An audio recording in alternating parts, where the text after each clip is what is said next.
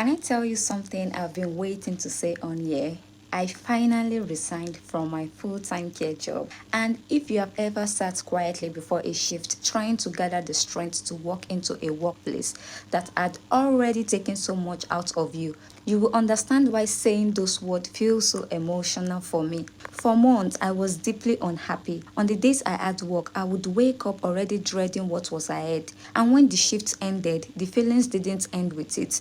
I carried the stress home, spent my time away trying to recover. The work was physically demanding, but it was the emotional weight that affected me the most. I kept trying to cope because I had bills to pay and responsibilities that were not going to disappear simply because I was not happy. And that is the part people often overlook when they tell a woman to just leave a job that is draining her. Where is she supposed to go? How will she pay her rent?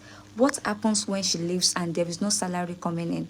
Sometimes a woman stays in an environment that is breaking her spirit, not because she is weak or afraid of change, but because she cannot afford to lose the only source of income she has. I understand that woman because I was her, but eventually I had to ask myself a painful question.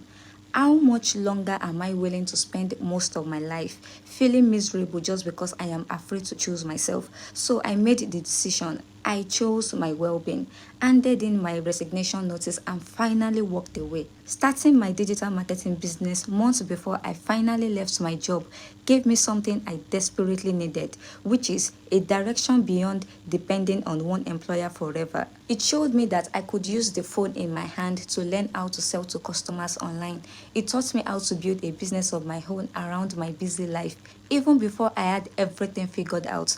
For the first time, I wasn't only thinking about how to survive another working week.